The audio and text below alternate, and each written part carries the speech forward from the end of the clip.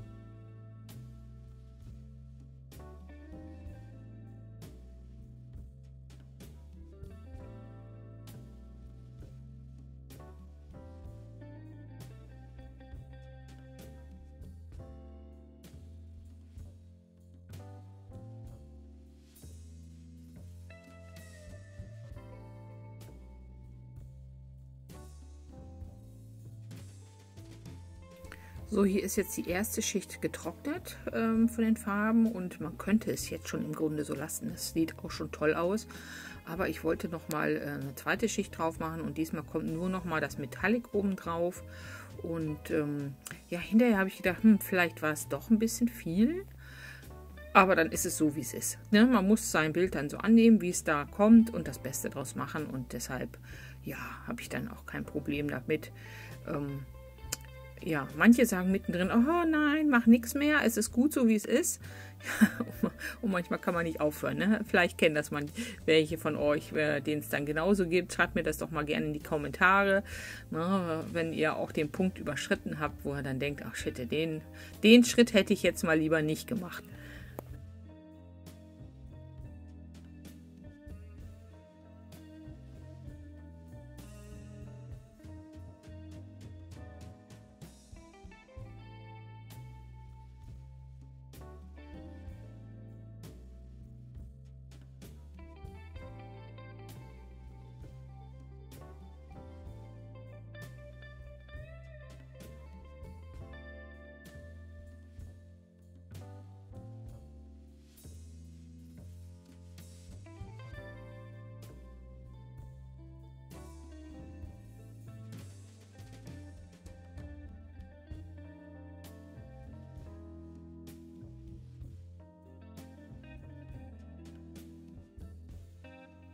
So, Tag 2. Das gute Stück ist erstmal getrocknet. Die Farben sind mal wieder der Hammer. Das Gold von Victoria und dieser wunderbare Violett-Rosa-Ton heißt der. Das ist eine Metallic-Farbe. Also es schimmert so schön. Ja, und jetzt lege ich los und werde noch mal ein bisschen dudeln. Ja, ganz oft, wenn man nicht weiß, was jetzt als nächstes, dann ist es einfach immer gut, nochmal Strukturen einzurahmen. Und das mache ich hier mit den Kreisen. Ich setze jetzt innen drin einfach nochmal so einen Rand drauf auf so ein paar Flächen. Und dadurch kommt schon wieder so eine gute Struktur am Ende hervor. Es setzt sich ein bisschen ab und dann weiß man schon wieder, wie man weitermachen kann.